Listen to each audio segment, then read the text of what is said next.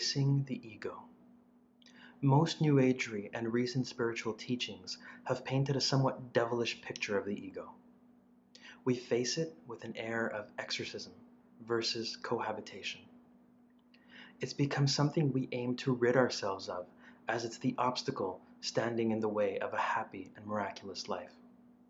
To rid yourself of your ego is about as easy as replacing the blood that runs through your veins with almond milk. The process is obscene. The results, inhuman. To rid yourself of the ego is to change the very essence of who we are as spiritual beings.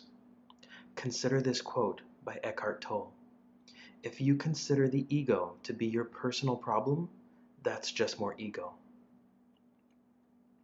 The ego, simply put, is our fear-based mind, and while the concept of a life free from fear might seem extremely seductive, it would also be completely ludicrous and wildly dangerous.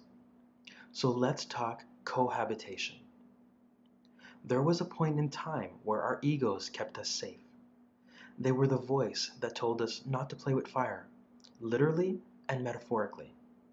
Perhaps that we shouldn't run with knives or play with scissors, that walking down that dark alley probably wouldn't be the best idea, or the nudge that told us to ease off the gas pedal and buckle up.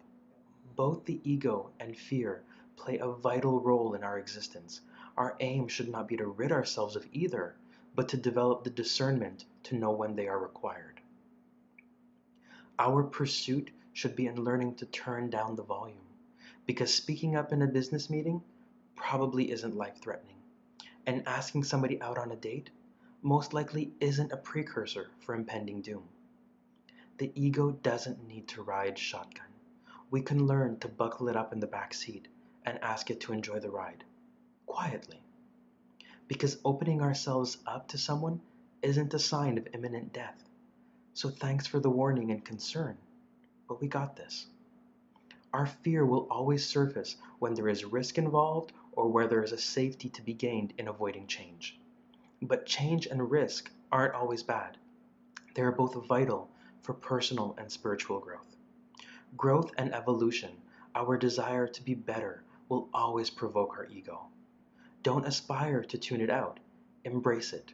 Allow it to be heard, and then sit it back down and reassure it like you would a frightened child.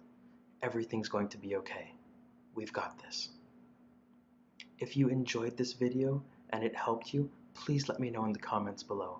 And if you feel it could help someone else, I'd be truly grateful if you shared it. Sending you love. Stay strong, warriors.